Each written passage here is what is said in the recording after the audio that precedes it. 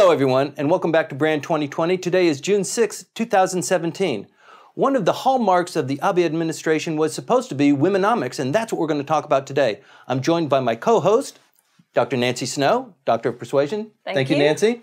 And also, we have a member of the Diet, a member of the Upper House, Rui Matsukawa. Sensei, welcome. Nice to meet you. Rui Matsukawa is one of 8 members from Osaka. She is one of 240 members in the Upper House. It's one of the 2 houses of the Japanese Parliament. Very powerful. You received this post. This is your first term in office. Right. Congratulations on your win. Thank you so much. You come from Osaka, where my member also came from Osaka, who was also in the Upper House 20, 30 years ago. Oh. Yes, Dr. Taro Nakayama. Oh, okay. Yeah, right. Yes, and so I was his, I'm sure you have 3 or 4 or 5 policy secretaries that work for you, so I was one of his secretaries. Yes, I'm sure you... You don't understand the Japanese Diet members, how poor we are staffed. Well, how many staff do you have? I have only 2 in Tokyo and then 2 in Osaka. Okay. So it's only 4. I am really a small business owner. You know, previously I was working for the Foreign Ministry for 23 years, and then it's a huge organization. Now that I'm the president of a very small business. Yes, you first hit my radar. I mean, you're a Georgetown graduate as well. Yes, I am. And I didn't know you because you're obviously much, much younger than me.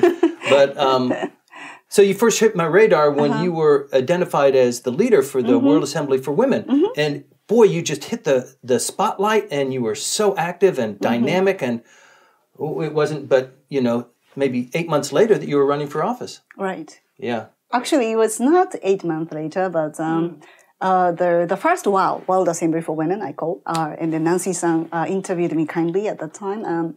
It started from 2014. So I did the World Assembly for Women twice, next year as well. And then after that, 8 months later from the second World, I ran the office.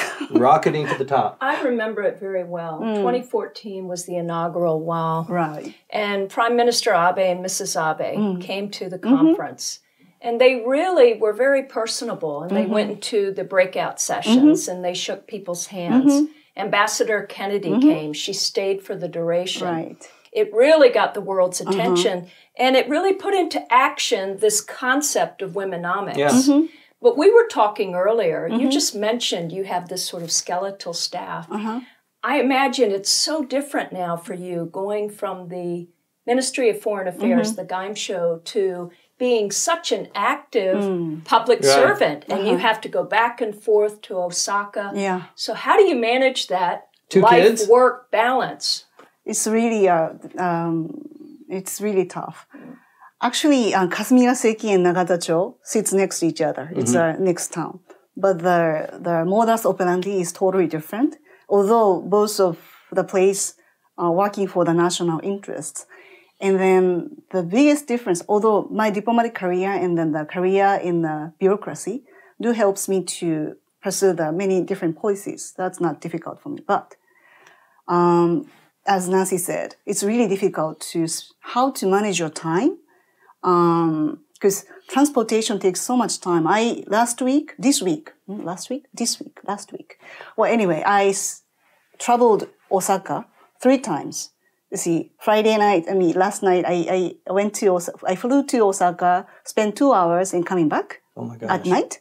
And then the day before, I spent 5 hours in Osaka. Morning, I flew to Osaka at 7, and then coming back 9. Well, anyway, it's a really difficult time. And then I have to manage my family. I have 2 small daughters, 8 and 3. Congratulations. Thank you so much. They are my, treasure. Yes, of course. That's where I can stand on to survive my difficult life.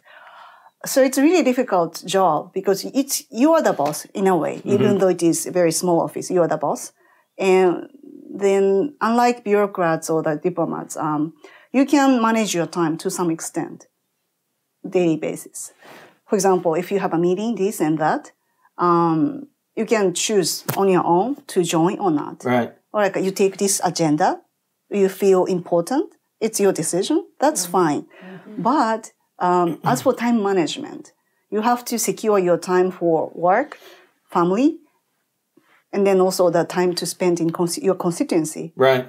it's really, really difficult. You have to have the self-management and also courage to give up things. Right. So it's really difficult. You know, there's I guess a blockbuster movie now called Wonder Woman, a remake. And I think for a lot of the female politicians in Japan, you become, to the world, the superwomen of Japan, because so much of the international media now is covering this women's empowerment and the gender gap in Japan. So does that add pressure to you to sort of, in a way, become almost a celebrity somewhat? No, not really, not really. Yeah. I don't think that's not enough, to be honest. And well, I appreciate the attention, and also the Japanese politicians, I think, appreciate the attention to the Womenomics or the female politicians. But I think what we really need in the Japanese politics is to make ourselves an ordinary figure. You see, we are not the special things. I mean, of course, you have to have half of the Congress needs to be women. Yes. So why not? And that should be normal and ordinary. Right, yeah. Right. So I think we are in a transition. Japan will change. And especially a thank to Prime Minister Abe. He is considered to be very conservative, manly man, and he promoted this Womenomics and then the promotion of the women's status in Japan. That's why many male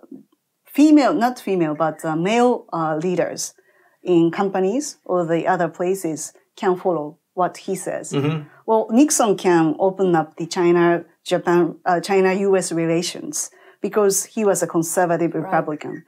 Just like that, I think Prime Minister Abe's initiative is really important. It really opens up the new stage of the Japanese women's promotion and a more active role in the society. I don't mean to diminish the efforts that the Prime Minister has put into Womenomics, but it was going great guns for the first 2 years, and it seems to have faltered. And maybe that's just because it is so massive and it's such a cultural change that is required. Right. But it really does seem like we're losing momentum. We're not gaining the traction that we once had, and he doesn't talk about it as much as he did 2 years ago. I have a different interpretation. Yes, that's true. I think it's true that many people don't talk about Womenomics as much as 2 years ago. But that's because the cause of the Japanese women's inactive role in the society is in the end, it's rooted to the working style of Japanese people. Not necessarily only women, it's also about the men. The long working hour and the gender bias, these are the two biggest causality for the Japanese women or anybody not so active in the society. And then I think the government is trying to go into the new next step to change the whole labor system in a more higher productivity, less working hour, and much more easier choice of the career, and also easier maybe transfer of the job. Not necessarily you're sticking to the one company. So I think the government and then our country is now trying to change the whole working style. So that's why I think the Prime Minister Abe or his cabinets more talks about the working revolution rather than the Womenomics per se. So they're looking more at quality of life and perhaps how people are defining their own happiness. There are efforts now to end the workday on Fridays a little earlier, or to take a vacation outside of Golden Week, maybe have an extended couple of weeks so that you come back and you're more efficient. And I think there is this sort of happiness scale movement globally where people are beginning to ask sort of, who am I? What kind of a family do I want?